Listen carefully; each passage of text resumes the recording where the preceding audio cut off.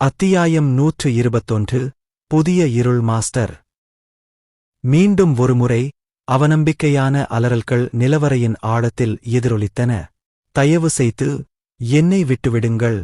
எனக்கு உண்மையிலேயே தெரியாது. ஆஹா! ஒரு காலத்தில் கருட ராஜ்ஜியத்தின் பிரபுவாக இருந்த அந்த மனிதன் இப்போது பரிதாபகரமான நிலையில் கருணைக்காக மட்டுமே கத்திக் கொண்டிருந்தான். கருட ராஜ்ஜியத்தை எலெனா தனது கட்டுப்பாட்டிற்குள் கொண்டு வந்தபோது பெரும்பாலான பிரபுக்களை அவள் கைப்பற்றினாள். பிடிபட்டவர்கள் எடிசாவால் நிர்வகிக்கப்படும் இந்த நிலவரைக்கு அனுப்பப்பட்டனர். அவர்கள் அனைவரும் மரண தண்டனை கைதிகளைப் போலவே இருந்ததால் நிலவரைக்குள் என்ன நடந்தது என்பது பற்றி யாரும் கவலைப்படவில்லை. நாம் என்ன செய்ய வேண்டும்? வென்றது டோட்டும் மேலாளர் அவரைத் தொடர்ந்து சித்திரவதை செய்யச் சொன்னார். இது நிலவரையின் இரண்டாவது தளம் பகுதி 1 டோத். இது 2 தலைகளைக் கொண்ட அரக்க சகோதரர்களான டும் மற்றும் வோன் ஆகியோரால் ஆக்கிரமிக்கப்பட்ட இடம். அவர்கள் சகோதரர்கள் என்று அழைக்கப்பட்டாலும் அவர்கள் ஒரே உடலை பகிர்ந்து கொண்டனர். 2 உடல்களுக்குப் பதிலாக அவர்களுக்கு 2 தலைகள் கொண்ட ஒரு உடல் இருந்தது. ஒவ்வொன்றும் சுயாதீனமான சிந்தனை மற்றும் பகுத்தறிவு திறன் கொண்டது. இடதுபுறத்தில் உள்ள தலை வோன் என்றும் வலதுபுறத்தில் உள்ள தலை தும் என்றும் அழைக்கப்பட்டது. அவர்களுக்கு இடையேயான முக்கிய வேறுபாடு என்னவென்றால் இடதுபுறத்தில் உள்ளவர்களுக்கு ஒரே ஒரு கண் மட்டுமே இருந்தது. இடதுபுறம் உருமிப் பேசினார். மனிதனே, பதில் டோட். அந்த அமைப்பு எங்கே? ஏடிசாவின் கட்டளை எளிமையானது. கருட இராச்சியத்தின் பாதாள உலகத்தைப் பற்றிய தகவல்களைக் கண்டுபிடிப்பது. இது ராஜ்யத்தின் இருண்ட பக்கத்தைக் கட்டுப்படுத்தும் அமைப்பைப் பற்றிய உளவுத்துறையைச் சேகரிப்பது பற்றியது. இந்த அமைப்பின் இருப்பு ஏற்கனவே கவுண்ட் பியர்ட்டனால் உறுதிப்படுத்தப்பட்டிருந்தது டோட். இருப்பினும் அதன் மிகவும் வகைப்படுத்தப்பட்ட அமைப்பு காரணமாக அதன் சரியான தன்மையைப் புரிந்துகொள்வது கடினமாக இருந்தது. கருட இராச்சியம் கைப்பற்றப்பட்டிருந்தாலும் பாதாள உலகத்தைக் கட்டுப்படுத்தாமல் அது உண்மையிலேயே அடக்கப்பட்டதாகக் கருத முடியாது.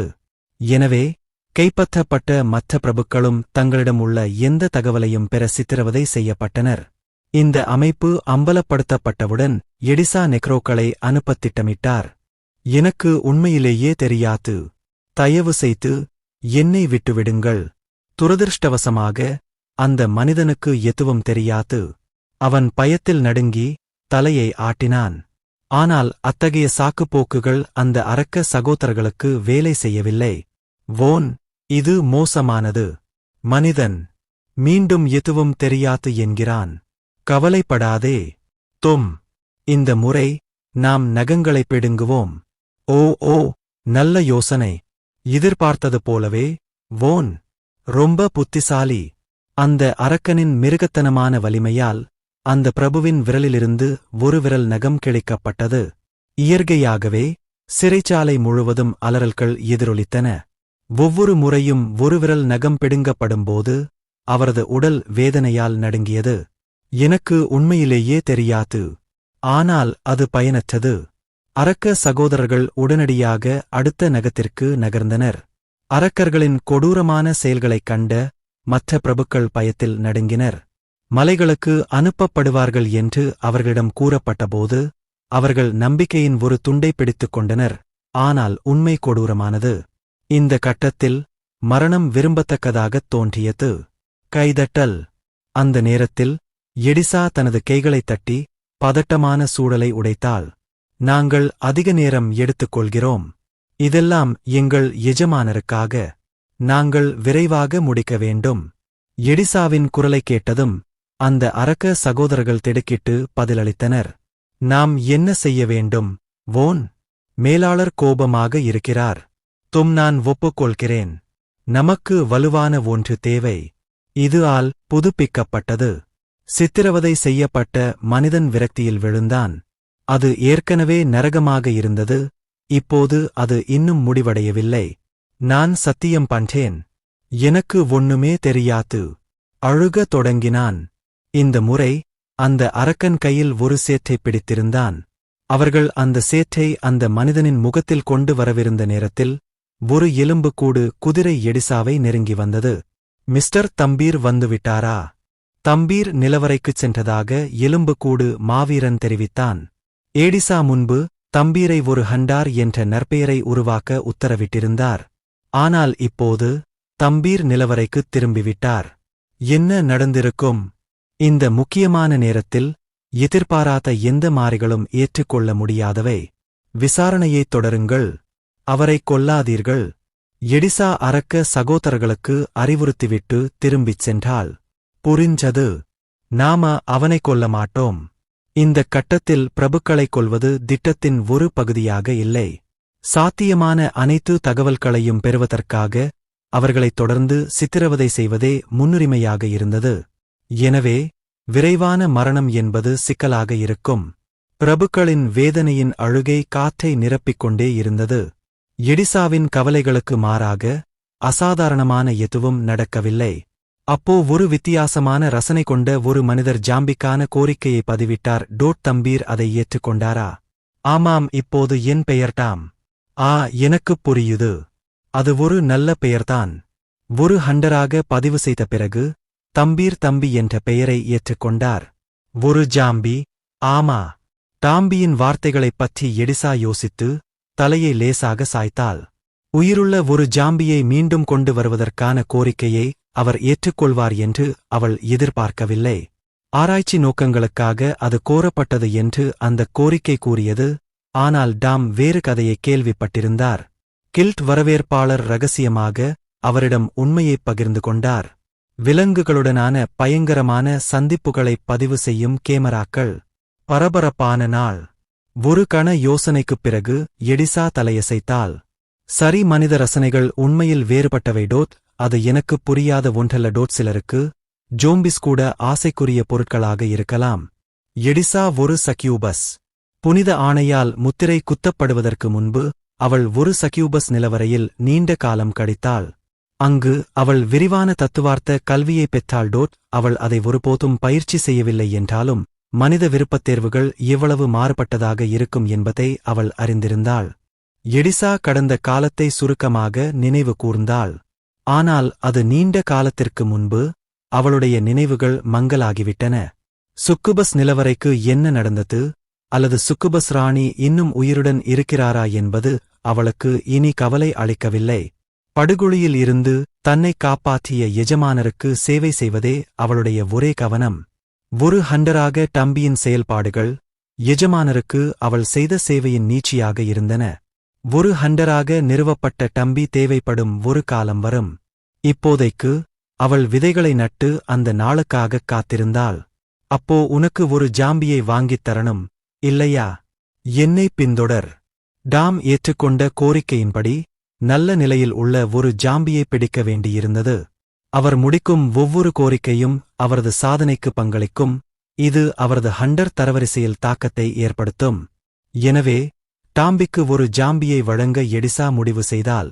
எடிசா டாம்பியை முதல் மாடியின் ஏரியா 1க்கு அழைத்துச் சென்றாள். முதல் தளத்தின் பகுதி 1 டெத்னைட் மிட்பாஸாக பணியாற்றிய இடமாகும். மேலும் அது ஜோம்பிஸ் உட்பட இறக்காத அரக்கர்களுக்கு தாயகமாக இருந்தது. தற்போது பகுதி 1 அமைதியாக இருந்தது. இறக்காதவர்களுக்கு சாப்பிடவோ தூங்கவோ தேவையில்லை.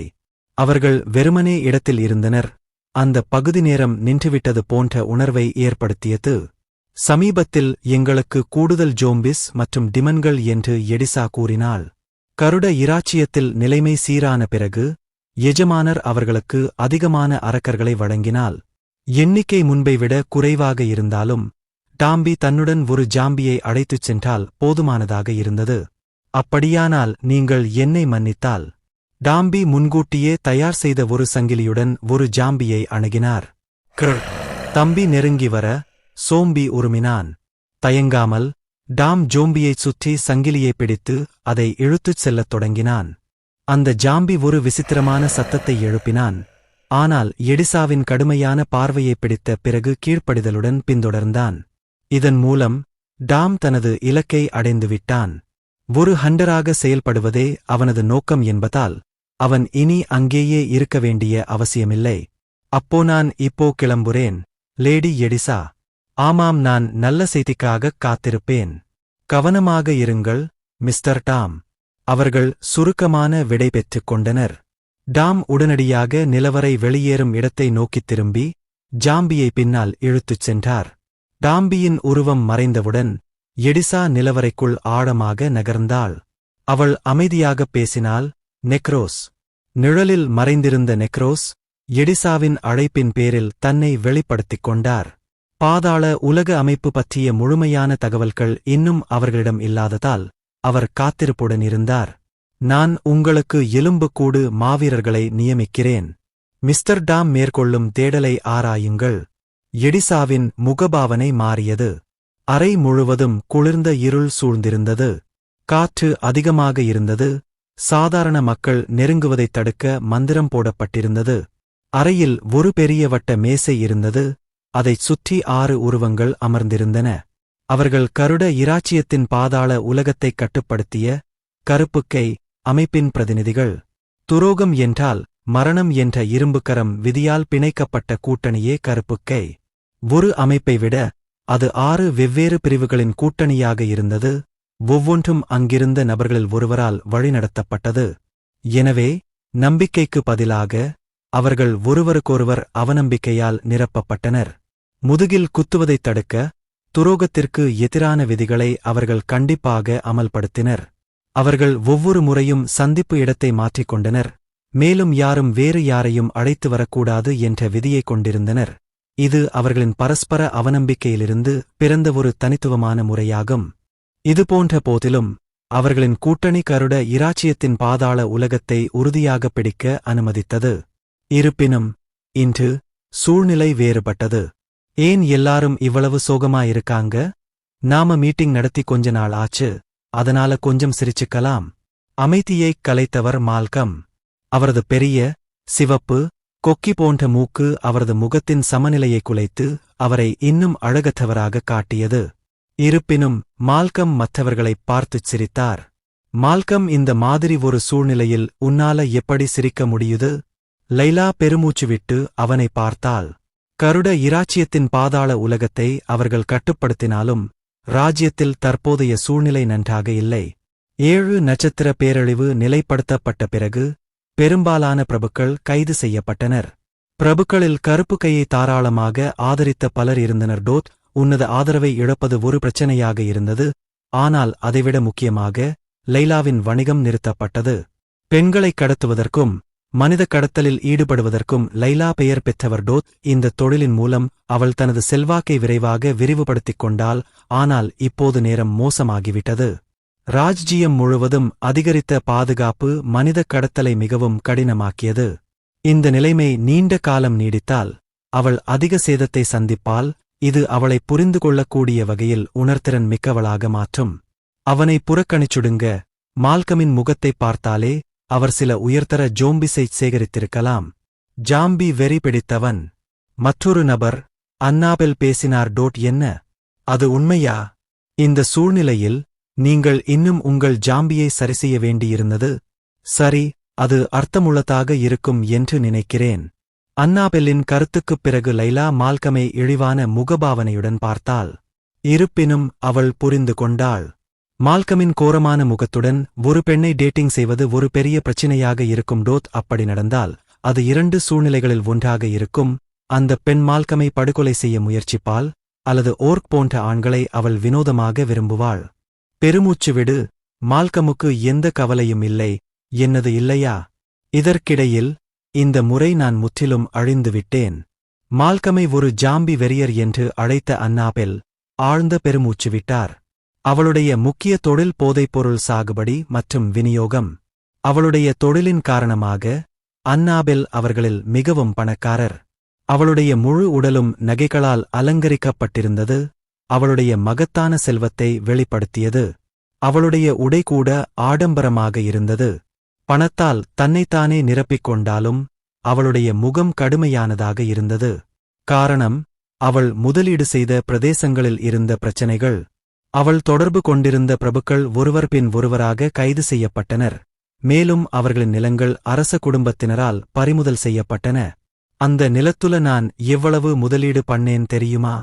போதைப்பொருள் சாகுபடி என்பது ஒரே இரவில் தொடங்கக்கூடிய ஒரு தொழிலல்ல. அதற்கு பரந்த அளவிலான நிலங்கள் தேவைப்பட்டன. முதல் படி, அத்தகைய நிலத்தை குத்தகைக்கு எடுக்கும் பிரபுக்களுடன் கூட்டு சேருவதாகும். பின்னர் சாகுபடியை நிர்வகிக்க பணியாளர்களும் வயல்களை பாதுகாக்க காவலர்களும் தேவைப்பட்டனர். அது ஒரு சிறிய நிலத்தையும் ஒரு சில மக்களையும் மட்டும் வைத்துக்கொண்டு நிலைநிறுத்தக்கூடிய ஒரு தொழிலல்ல. எனவே அன்னபெல் தனது போதைப்பொருள் சாகுபடி நடவடிக்கைகளுக்காக பிரபுக்களின் பிரதேசங்களில் அதிக அளவில் முதலீடு செய்திருந்தார். ஆனால் இப்போது அந்த முதலீடுகள் புகைந்து போயிருந்தன. அவளுடைய அனைத்து போதைப்பொருள் வயல்களும் இன்னும் கண்டுபிடிக்கப்படவில்லை என்றாலும் அது காலத்தின் ஒரு விஷயம் மட்டுமே. போதைப் பொருட்கள் கண்டுபிடிக்கப்படுவதற்கு முன்பு அவற்றை மீட்டெடுக்க அவள் விரும்பினாள். ஆனால் ராஜ்யத்தின் அதிகரித்த பாதுகாப்பு அதை சாத்தியமற்றதாக்கியது. எல்லா இடங்களிலும் ஏன் இந்த பேரழிவு இங்கு ஏற்பட வேண்டியிருந்தது? அன்னாபெல் வட்ட மேசையில் சாய்ந்து தனது தலைவிதியைப் பற்றி புலம்பினாள். அவளைப் பார்த்துக் கொண்டே எர்ரிஸ் பேசினாள். உனக்காக அந்த பிரச்சினையை நான் தீர்க்க முடியும். எனக்குப் பணம் கொடு. அந்த பகுதிகளில் உள்ள படைகளை நான் வெளியேற்றுவேன். பிறகு நீ உன் போதைப் பொருட்களை கடத்தலாம்.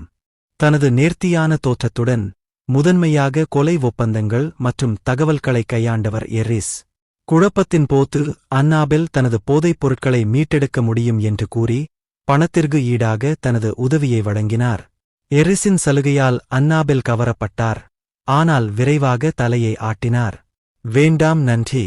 அந்த சாக்குப்போக்கின் கீழ் நீங்கள் எவ்வளவு பணம் பறிப்பீர்கள் என்பது எனக்கு ஏற்கனவே புரிகிறது. உங்கள் பைகளை நிரப்புவதை விட போதைப் பொருட்களை விட்டுவிடுவது நல்லது. அவள் வெளிப்படையாக பேசிவிட்டு மீண்டும் புலம்ப ஆரம்பித்தாள். கூட்டம் மேலும் மேலும் சத்தமாகிக் கொண்டே போனது. பின்னர் அமைதியாக இருந்த ஒரு உருவம் கையை உயர்த்தியது. எல்லோரும் அமைதியாயிருங்க, நீங்க ரொம்ப சத்தமா பேசுறீங்க. மற்றவர்களைப் போலல்லாமல் இந்த நபர் கருப்பு முகமூடியை அணிந்திருந்தார். அரட்டை அடித்துக் கொண்டிருந்த உறுப்பினர்கள் உடனடியாக அமைதியாகி தலை குனிந்தனர். மன்னிக்கவும் மாஸ்டர்.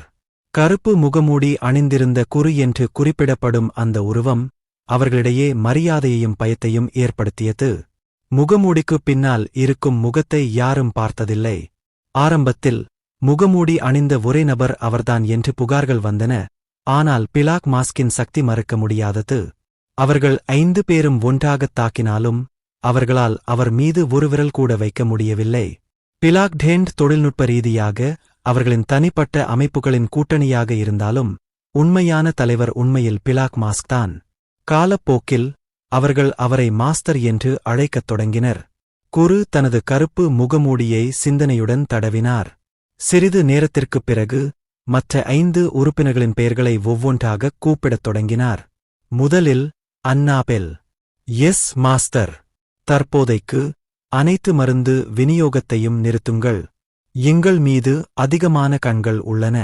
போதைப்பொருள் சாகுபடி தளங்களைப் பொறுத்தவரை துரதிர்ஷ்டவசமாக நீங்கள் இப்போதைக்கு அவற்றைக் கைவிட வேண்டும்.